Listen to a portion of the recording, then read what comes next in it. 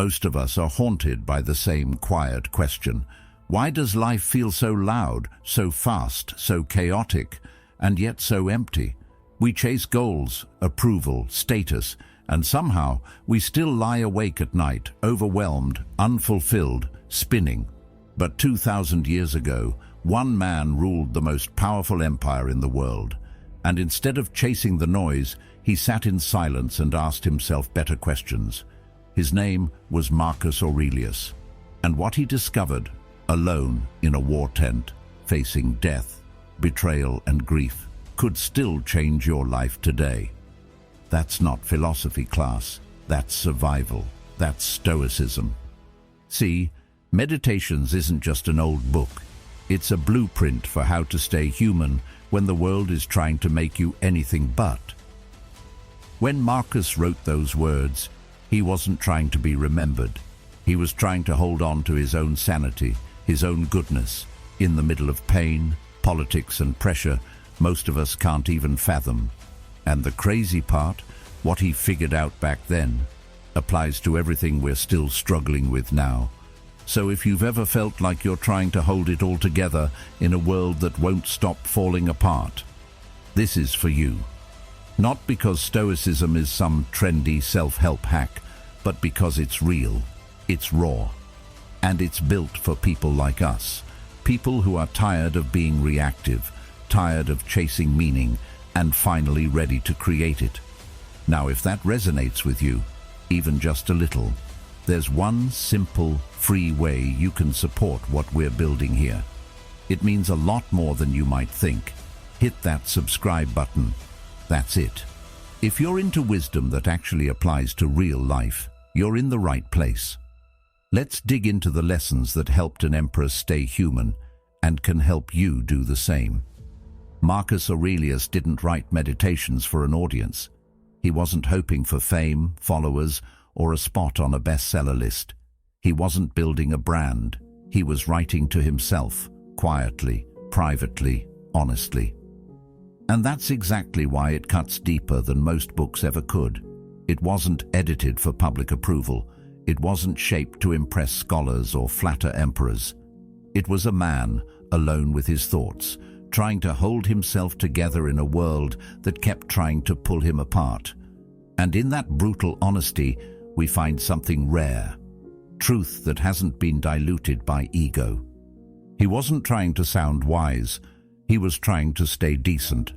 He was trying to remind himself how to respond when the world disappointed him, how to remain calm when others lost their temper, how to hold on to virtue when it would have been easier to give in to rage, bitterness, or despair. That's what makes Meditations feel so alive. It doesn't talk at you. It whispers with you. It walks alongside your worst days and offers you something no lecture ever could: understanding. It doesn't pretend things are easy. It just insists they're worth enduring. You read it and you don't see a marble statue of a perfect man.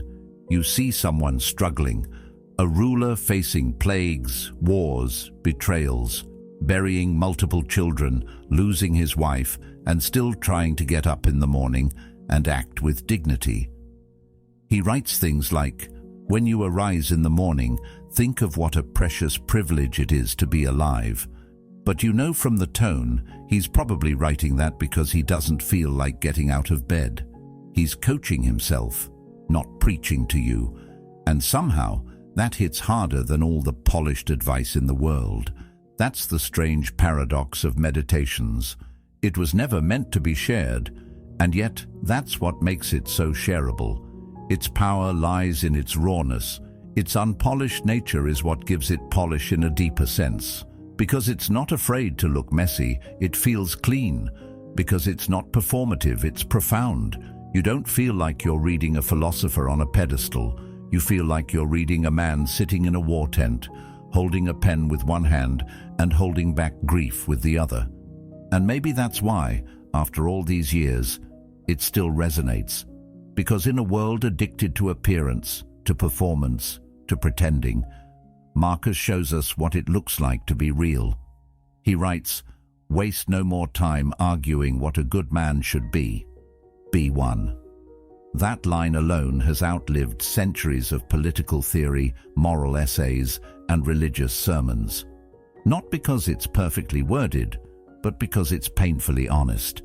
It gets under your skin and asks, are you being the person you keep talking about becoming?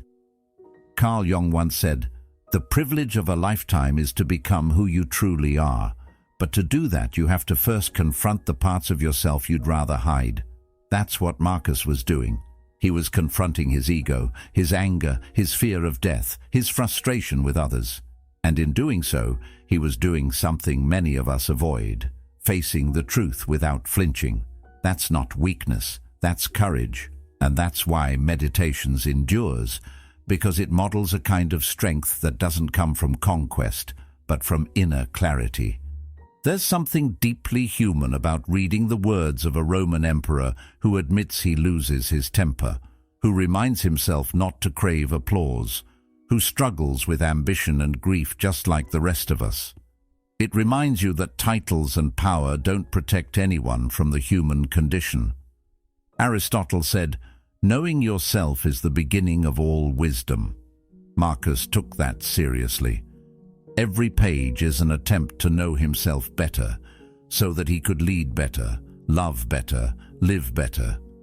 That kind of self-awareness is timeless, and yet it's more than just introspection. It's discipline. He's not journaling to vent. He's writing to train his mind, to remind himself of the kind of man he wants to be. That's why the book returns to the same themes again and again. Control your emotions, don't seek praise, remember death, serve the common good. These weren't philosophical decorations, they were guardrails, they were lifelines. They were a code he could return to when everything else fell apart. Plato wrote that the first and best victory is to conquer self. Marcus lived that battle every day. You can feel it in the repetition, the constant looping back to the same reminders. Because when life keeps hitting you, you don't need a new idea. You need to remember what you already know. He was teaching himself how to stay rooted, how to keep his footing, how to not be swept away by the flood of chaos that comes for all of us sooner or later. And this is where the magic happens, because even though Meditations was written for one man, it ends up being for everyone. Why? Because it's not trying to impress anyone. It's not pretending to have all the answers. It's not afraid to say, I'm still learning. And in that vulnerability, we see ourselves. We see our own attempts to grow, our own failures to live up to our ideals, and we realize we're not alone. That realization matters, because in today's world, we're drowning in information, but starving for wisdom. We scroll endlessly, consume constantly, but rarely pause to reflect. Marcus reminds us to slow down, to think, to choose, to live on purpose, not just on autopilot. Socrates once said, "The unexamined life is not worth living." But Marcus shows us what the examined life actually looks like. It's not glamorous, it's not perfect. It's a daily effort to stay aligned with what matters. And what mattered to Marcus? Not wealth, not legacy, not comfort. What mattered was character, integrity, compassion, resilience. He wasn't trying to be remembered. He was trying to be useful. And that distinction between chasing attention and offering value is what separates wisdom from noise. It's easy to get swept up in modern performance, to curate your life instead of living it. But Marcus pulls you back to something older, something quieter, something stronger. He reminds you that the point isn't to be liked by others, it's to live in a way you respect. To be at peace with yourself when your head hits the pillow. That kind of peace can't be bought, it can't be faked. It has to be earned. And Marcus spent his life trying to earn it. When you read his words, you're not getting advice from someone who had it all figured out. You're getting field notes from someone who was in the mud with you, fighting the same internal battles, stumbling over the same temptations, and trying every day to rise a little higher. That humility is what gives the book its power. It doesn't shout. It doesn't preach. It just walks beside you. That's the kind of philosophy we need more of today. Not abstract theory, not academic jargon, but real grounded wisdom that helps you handle life when it's hard, that helps you build an inner compass you can trust, that teaches you how to act with grace when everything around you feels graceless. Marcus reminds us that leadership isn't about dominance, it's about discipline. That strength isn't about control, it's about character. And that peace isn't something the world gives you, it's something you build from within. His life, his writing, his example, they all point back to that one truth. The real work is always inside. So when you open Meditations, you're not stepping into history. You're stepping into a conversation, a very old, very intimate, very human conversation. And the beauty of it is that you're invited in. You don't need to be a scholar. You don't need to understand Latin. You just need to be honest with yourself. And maybe that's the greatest lesson of all, that the path to wisdom isn't found in pretending to know everything. It's found in admitting where you still struggle and showing up anyway, day by day, thought by thought, page by page, just like Marcus did. Because that's what being Stoic really means. Not shutting down your feelings, but learning how to carry them with strength. Not pretending you're perfect, but trying to be better. Not chasing applause, but living by principle, quietly, consistently, with courage. And that kind of life, it doesn't need an audience, it just needs your full attention. You don't need a take. That might sound strange in a world that runs on opinions, but it's true. You don't have to weigh in on every headline, every debate, every drama.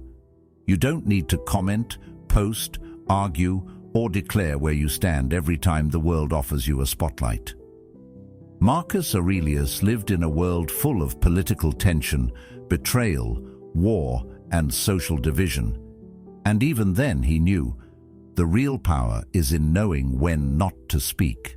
He wrote, "You always have the option of having no opinion.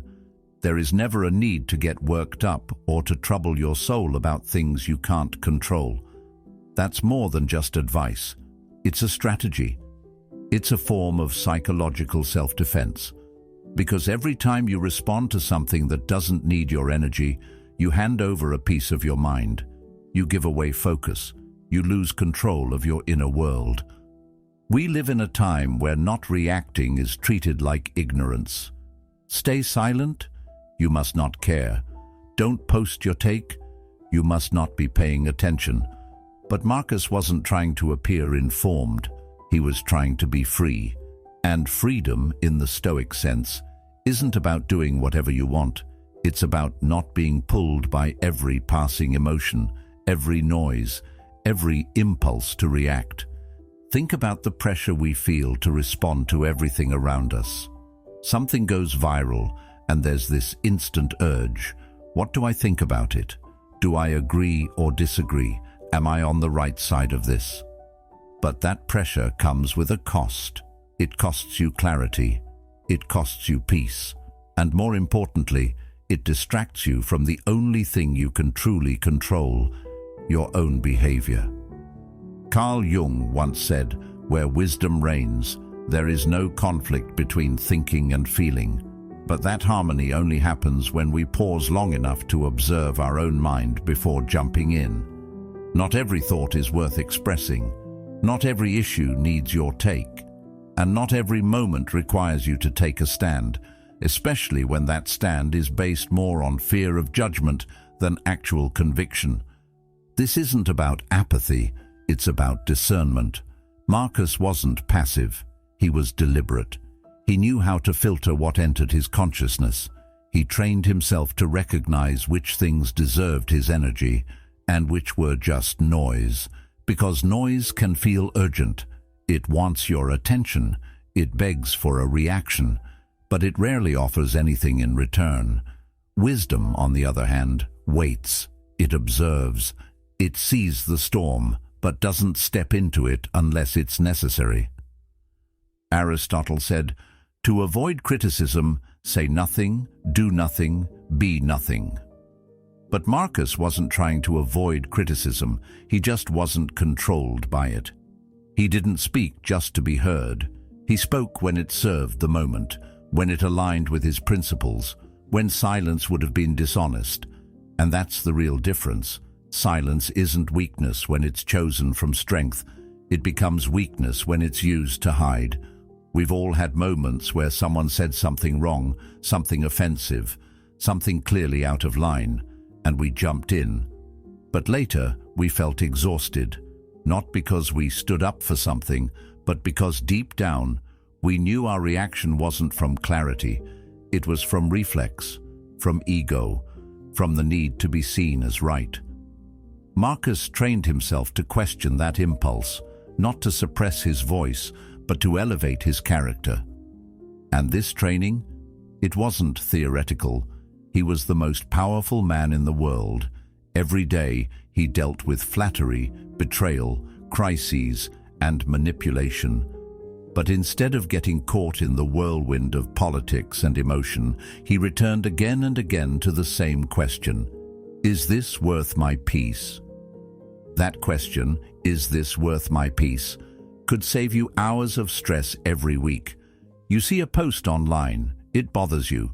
You feel your fingers itching to type. But wait, ask the question: is this argument worth your clarity? Will this comment actually bring understanding, or just more division? We've been trained to think that engagement equals value, that if you're not actively responding, you're irrelevant. But that mindset is rooted in fear. Fear of being overlooked, fear of being excluded, fear of being wrong. Stoicism teaches us that relevance isn't about being loud, it's about being centered. When you choose not to weigh in, something unexpected happens. You start noticing more. You hear what people actually mean, not just what they say. You catch the patterns behind the problems. You begin to respond from wisdom instead of emotion. That's not detachment, it's awareness.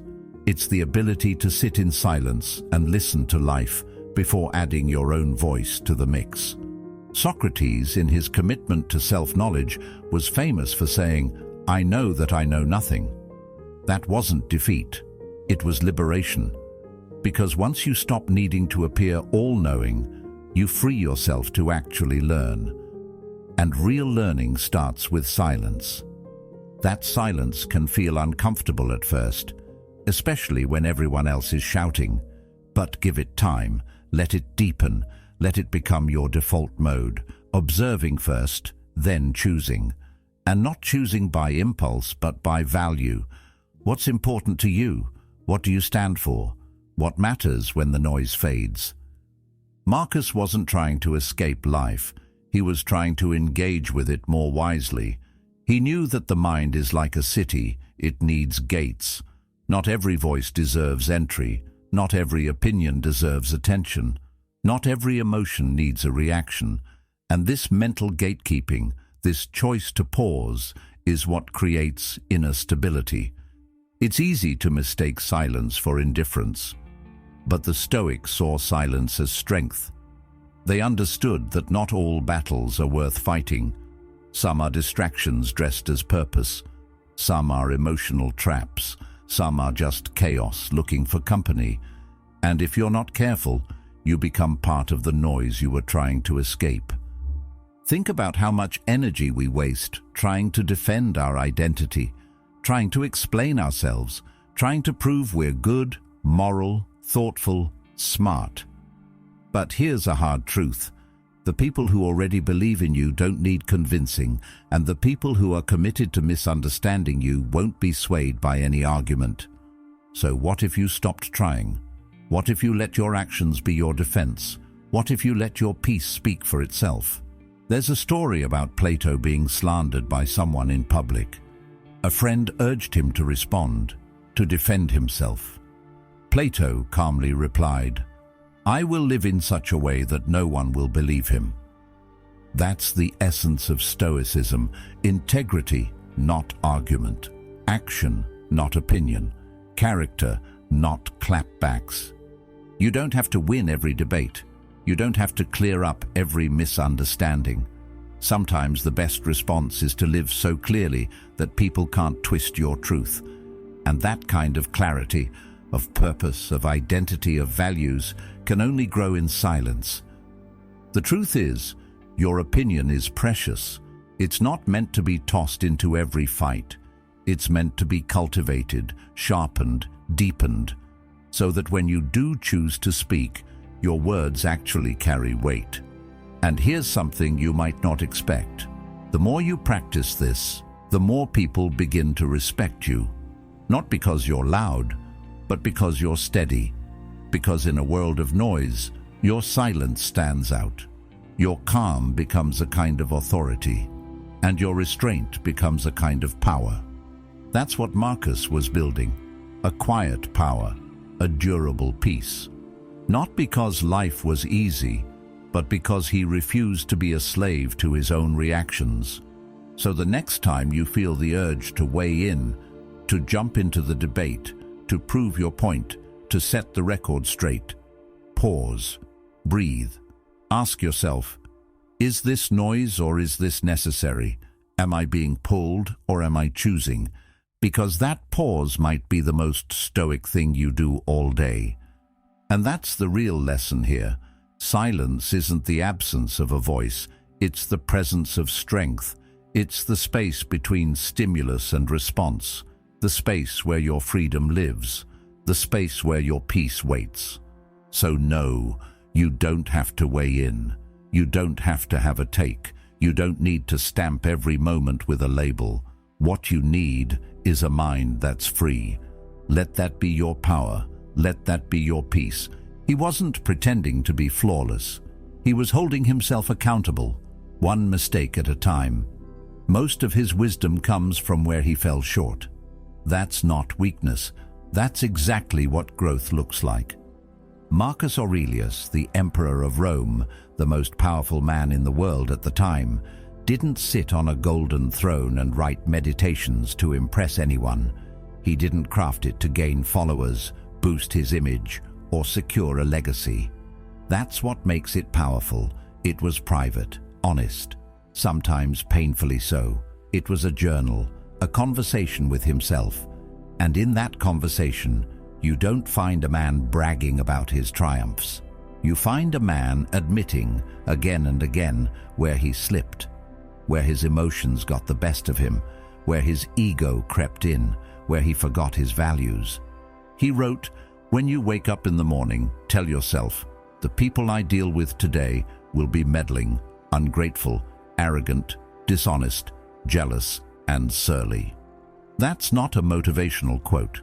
That's someone coaching himself through frustration. That's a leader preparing his mind, not to explode, not to judge, but to respond with steadiness. Because Marcus knew something we often forget. Strength doesn't come from pretending to be above the struggle. It comes from being inside it and choosing not to be broken by it. We live in a culture obsessed with image, with curating perfection, with projecting certainty. But Marcus wasn't performing. He was examining. In fact, many of the entries in meditations feel like mental corrections. He'll say something like, "Don't be overheard complaining, not even to yourself." That's not him judging others. That's him checking himself. That's what Stoicism demands. Not that you never fall, but that you're honest when you do. Carl Jung said, "Until you make the unconscious conscious, it will direct your life and you will call it fate."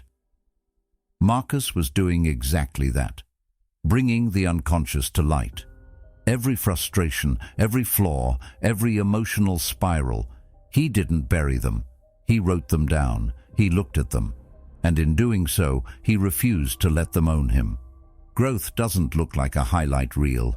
It looks like wrestling with your own thoughts. It looks like waking up and realizing, I messed up yesterday, but today I'll do better. That's the real work. not climbing to some imagined mountaintop of enlightenment, but simply staying aware, checking yourself before you go too far, catching the slip before it turns into a spiral. Think about the last time you overreacted, said something you regretted, held onto a grudge longer than you should have. What did you do afterward? Did you blame the other person? Did you justify it? Or did you, even quietly, say, "That's on me"?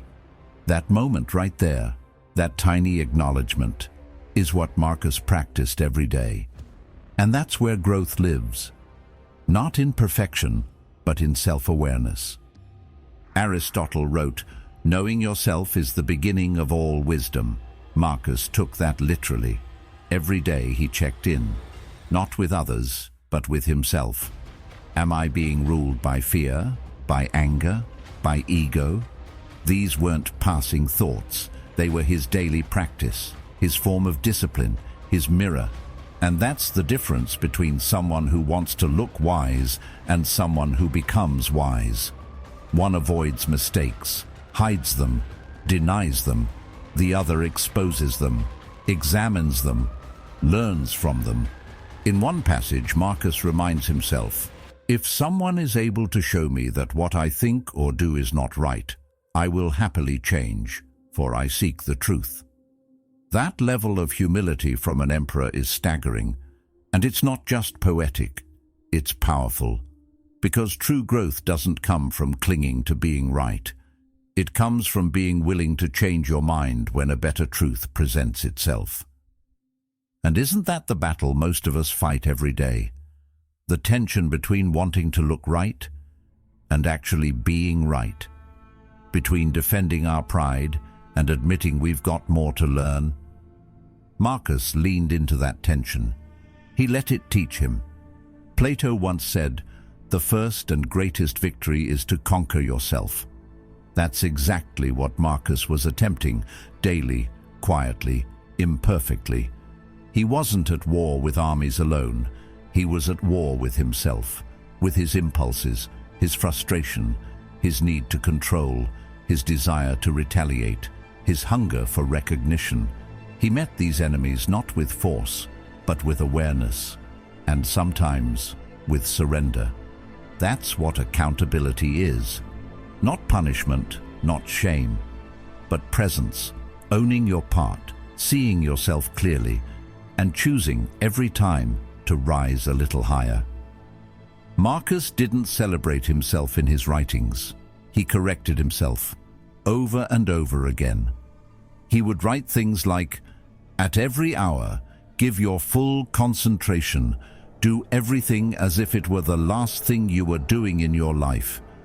He wasn't preaching, he was reminding himself, because like all of us, he got distracted, he got emotional, he got tired, he forgot what mattered, and instead of hiding that, he wrote it down. That's strength. Socrates taught that the unexamined life is not worth living. Marcus examined his, not once, not occasionally, but daily, even as an emperor, even during wars, even while grieving. That kind of consistency is rare, and that's where transformation begins, not in the moment of clarity, but in the habit of returning to it. You can feel his humanity in the pages. There's no ego, no arrogance, just a man trying to stay centered in the chaos of power, responsibility, loss, and temptation. He faced the same struggles we do, just amplified 1,000 times. And still, he showed up. Still, he held himself to a higher standard. Not because anyone was watching, but because he was watching. Think about that for a second. What if your life was being watched, not by others, but by your future self? The version of you 5 years from now, 10 years from now. The one who's wiser, calmer, more grounded. What would they say about the way you're living today? Would they thank you for your accountability, or would they be cleaning up the mess your ego left behind? That's what Marcus tapped into. He wasn't writing for applause. He was writing for alignment. He was staying accountable to the only person he couldn't lie to, himself. And maybe that's the most powerful lesson of all, that real self-respect isn't built on being flawless. It's built on being real, on being honest enough to say, I slipped, but I see it, and I'll do better tomorrow. It's not glamorous, it's not easy, but it's rare. And in a world obsessed with filters, with performance, with always appearing in control, there's something revolutionary about simply saying, I'm still learning. So if you're on that path of holding yourself accountable, of admitting where you fall short, of choosing to grow instead of pretend, then you're already walking beside Marcus, not in history, but in practice, in mindset, in courage. Because that's what courage looks like, not standing tall on a stage, but kneeling quietly in front of your own mistakes and saying, teach me. He lists the names of emperors long forgotten, men who once ruled, who commanded armies, who shaped nations, and whose names now slip through history like dust through fingers. And then, in the same breath, Marcus Aurelius reminds himself, I will be one of them, forgotten. Eventually erased from memory, just like the rest. But he doesn't flinch, he doesn't despair, because he never clung to legacy, he clung to character. That shift in focus changes everything. We live in a world obsessed with legacy, how we'll be remembered, how big our name will be, how many people know who we are. Social media has only amplified this hunger. Fame now seems just a post away. Visibility feels like power. And yet, here is Marcus, the most powerful man of his time, and he's telling himself, soon you'll be ashes or bones, a mere name at most, and even that is just a sound, an echo. That's not nihilism, that's clarity. He's not saying life is meaningless, he's saying, stop trying to make your meaning depend on things that will never last. Stop chasing applause you'll never hear. Instead, build your life on something no one can take from you, your values. It's easy to confuse legacy with purpose, but legacy is external. It's how the world remembers you. Purpose is internal. It's how you live with yourself. Marcus chose the second, because legacy is a dangerous addiction. The more you chase being remembered, the more you shape your life for the crowd. You start making decisions not because they're right, but because they look impressive. You begin speaking not with honesty, but with strategy. You become less yourself and more a performance. But Marcus understood what most never do.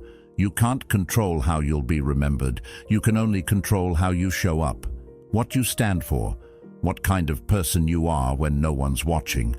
That's what he meant when he said, waste no more time arguing what a good man should be. Be one.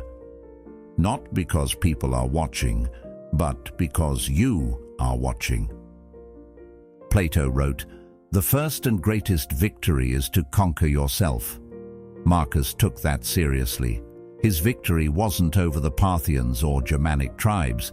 It was over the temptation to make his reign about power instead of principle. In a world that begged him to rule with dominance, he chose discipline. In a palace filled with temptation, he practiced restraint. In an empire that offered him worship, he humbled himself daily. Think about how rare that is. Most people, when given a taste of power, crave more. They become addicted to being seen, being followed, being praised.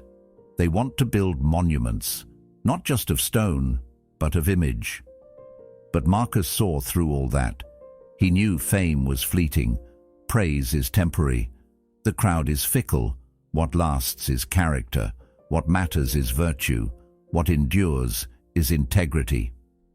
He reminded himself constantly that people's opinions were out of his control. He even wrote, all is ephemeral, fame and the famous as well. And yet, how often do we live our lives as if public approval is the finish line? We work for recognition, for awards, for likes, for retweets, and then we wonder why we feel empty even after we get them. Because applause can't fill you. It can only distract you from the work that actually builds peace. Carl Jung said, "The most terrifying thing is to accept oneself completely." And that's what Marcus did in Meditations. Not perfectly, not all at once, but persistently. Day by day, entry by entry, he faced himself. Not as a figure of grandeur, but as a man trying to live well, not to impress, but to align.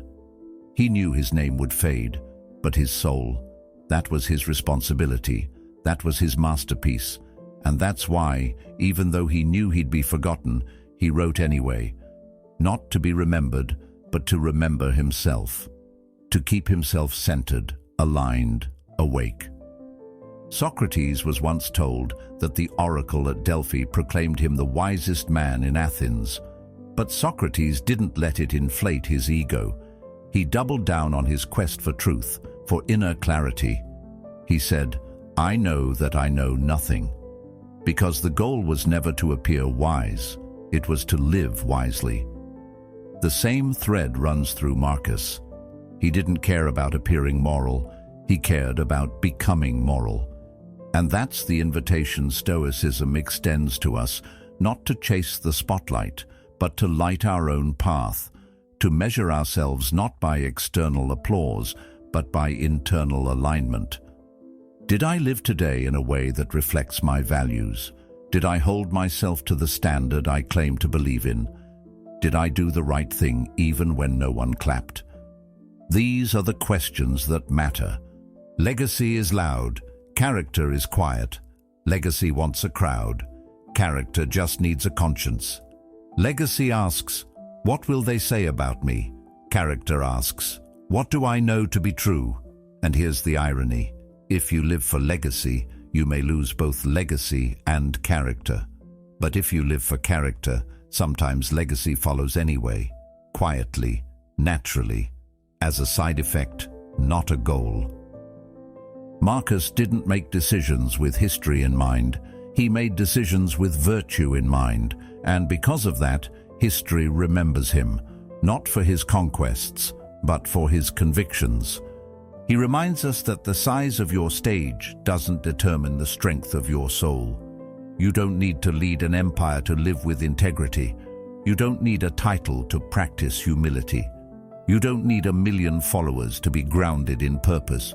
You just need to decide what matters and live like it does. So what matters to you? Fame or peace? Recognition or integrity? What do you want your days to stand for? Because in the end, your life isn't built in grand gestures. It's built in the small choices you make when no one's watching.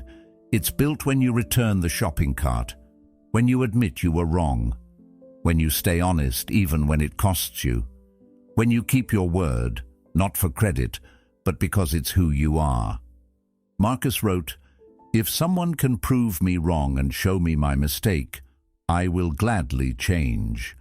That's the mark of a man who isn't obsessed with looking right, but with being real. And that's what makes his wisdom last. Not that he had all the answers, but that he kept asking the right questions. Questions like, what kind of person do I want to be? Am I living like it? What am I clinging to that doesn't matter? He knew that death would come. That time would erase his name, that the Roman Empire would eventually fall.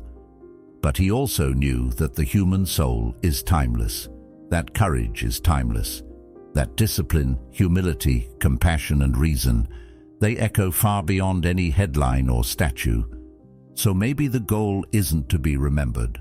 Maybe the goal is to be real, to live in such a way that even if no one ever tells your story, the people you touched will never forget how you made them feel. Not because you were impressive, but because you were grounded, honest, present. Don't build your life chasing applause you'll never hear. Build it on values you'll never regret. Let your name fade. Let your face disappear. Let history forget you, but let your soul remain intact. Let your integrity whisper louder than the world shouts. And when you lie down at the end of the day, may your peace be your legacy. Floods, wars, death, betrayal. Marcus endured all of it. Plagues that decimated the empire, rebellions that tested his reign, the betrayal of trusted generals, the loss of children, one after another, the constant presence of death not as a metaphor, but as a companion. And still, he kept showing up. Day after day, page after page, he returned to his journal, to his discipline, to his principles. Why? Because he understood something we often forget. The storms outside don't have to become storms inside. He didn't let heartbreak make him bitter. He let it make him better.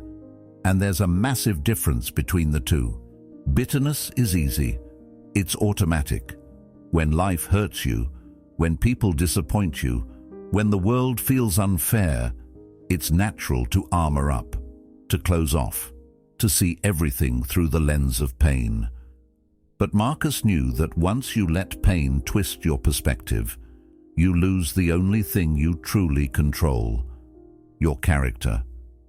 So instead, he chose the harder path, the Stoic path.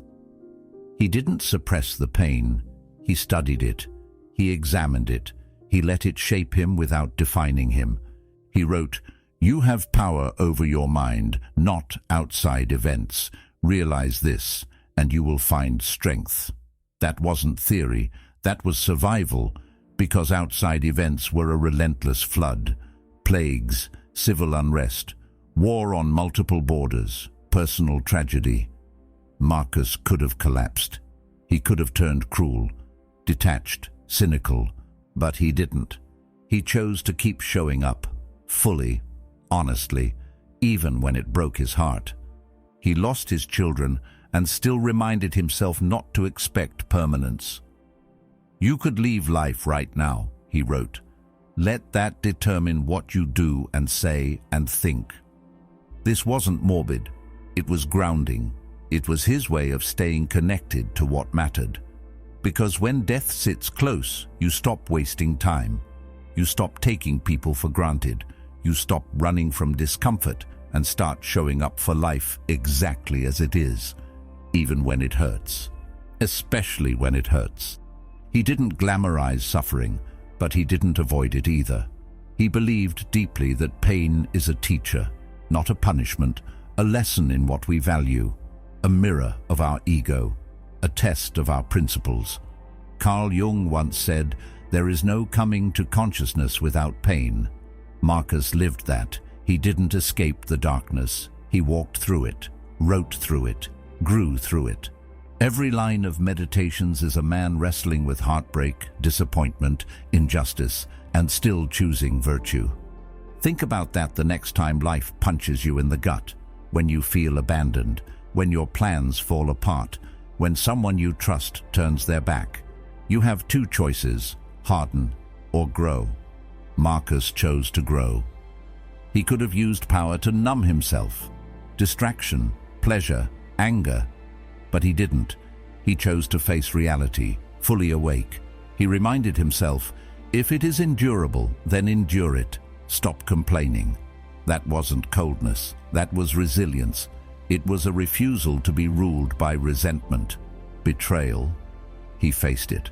Loss, he accepted it. War, he led through it. Every time life knocked him down, he got back up.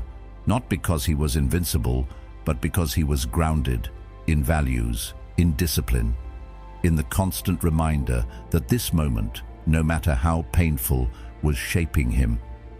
There's a reason we still read Marcus 2,000 years later, not because he was perfect, but because he kept going, kept learning, kept loving virtue more than comfort. When the Antonine Plague ravaged the empire, he didn't flee to safety. He stayed, served, led. Even as death swept through the population, even as his own health declined, he chose duty, chose presence, chose purpose. That's what showing up looks like. And we're not talking about grand gestures. Showing up isn't always dramatic.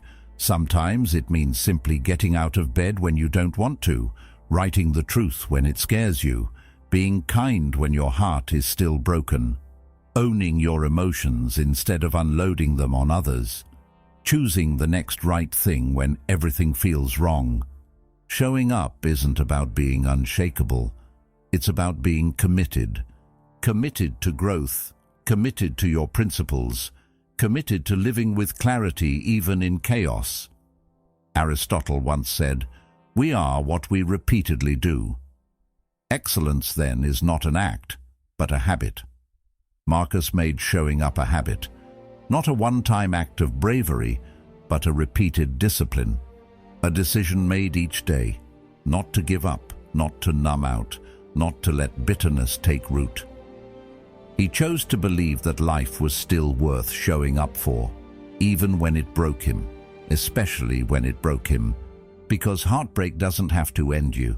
It can open you, it can soften the ego, expand the soul, clarify what matters.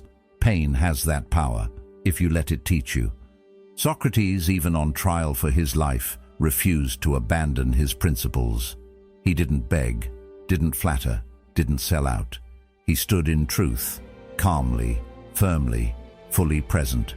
Because like Marcus, he understood, your circumstances don't define your strength, your choices do. The Stoics never promised comfort, they promised clarity, and clarity begins when you stop asking, "Why me?" and start asking, "What now?" Marcus faced unspeakable loss, and instead of collapsing, he wrote. Instead of hiding, he led. Instead of turning cold, he turned inward. He wasn't pretending to be okay. He was practicing being unbroken. That's real strength, not pretending life is fine, but choosing to live fully anyway, when everything feels like it's falling apart. Your relationships, your career, your sense of identity. You have one power no one can take from you, the power to stay engaged, not with perfection, but with presence, to keep showing up, to breathe, to reflect, to act from virtue instead of pain. Marcus could have written angry books. He could have used his position to rewrite the narrative, blame others, justify himself. But instead, he wrote meditations, not for glory, not for sympathy, but for self-correction, for realignment, for remembering what mattered. He asked himself, over and over, what is in my control? Because that question was his anchor, and it can be yours too, no matter what you're facing, betrayal, loss, heartbreak, disappointment. You have a choice. Will you let it close your heart or deepen your character? Bitterness is easy. Just stop caring, build walls, expect the worst. But that's not strength. That's fear in disguise. Real strength is vulnerability with discipline. It's saying, yes, I've been hurt. Yes, I feel lost. But I still choose to love, still choose to lead, still choose to live. Not perfectly, but honestly. So when life knocks the breath out of you, remember Marcus. Remember the emperor who cried in silence, wrote to himself in grief, and chose action when retreat was easier. He showed up for life, even when it was breaking him. And that choice, that daily, humble, human choice, is what made him great. Not the throne, not the power, not the empire, but the quiet decision to keep his heart open when the world tried to shut it. You have that same power. You can keep showing up, not for the world's approval, but for your own evolution, for the person you're becoming through the struggle, for the peace that waits on the other side of persistence. Let pain shape you, not define you. Let heartbreak refine you, not harden you. And let Marcus remind you that being broken doesn't mean you're done. It means you're being rebuilt, wiser, clearer, deeper. So stand up, show up. Even now, especially now. Your co-worker, your ex, that driver who cut you off. They're not blocks in your path, they're the path itself. It doesn't always feel that way. It feels like they're interruptions, obstacles, roadblocks to your peace and progress. The co-worker who micromanages, the ex who left things unresolved, the stranger who disrespects you with a hornblast or a finger in traffic. You tell yourself, if they weren't in the way, I'd be fine. But Marcus Aurelius reminds us, they are the way. He wrote, people are your proper occupation, not your distraction, not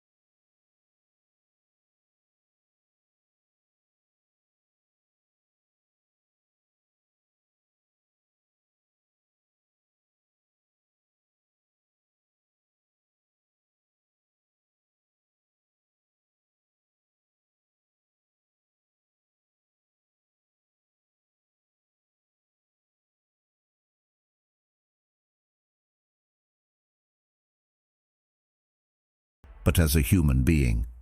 Carl Jung once said, everything that irritates us about others can lead us to an understanding of ourselves. That's exactly what Marcus practiced.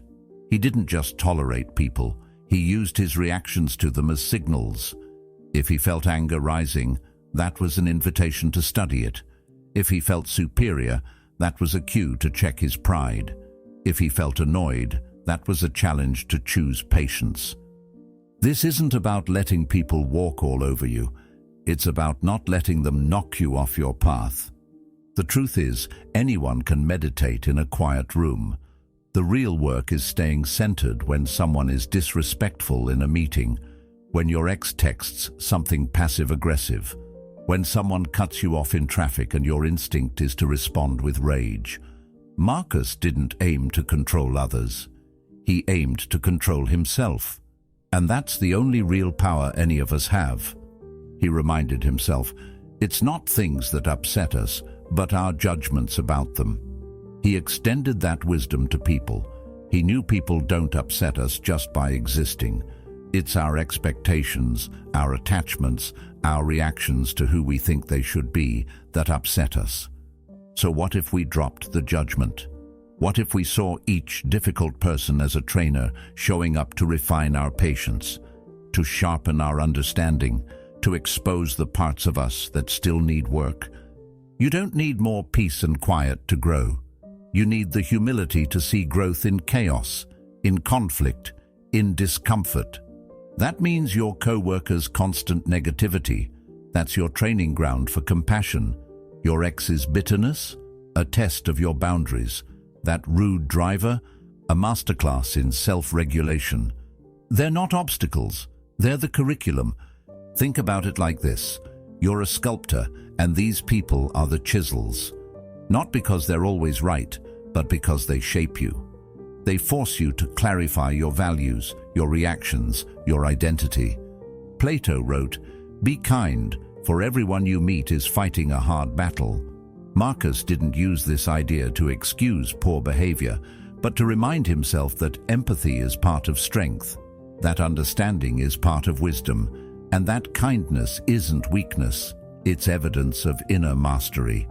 Because let's face it, anyone can snap, anyone can retaliate, but to stay composed when provoked. That's power. The person who triggers you the most is your greatest teacher. Not because they're wise, but because they reveal your edges, the places where you still react instead of respond, where your ego still takes the wheel, where your principles waver. And that's where the work begins. Imagine this. You walk into work and your colleague makes another passive comment. You feel your body tighten, your brain race for a comeback. But then something shifts. You remember, this isn't about them. This is about you, your center, your standard. So instead of reacting, you breathe. You return to principle. You choose the higher response, not because they deserve it, but because you do. You deserve to live untangled by pettiness, unshaken by immaturity, uncontrolled by others' chaos.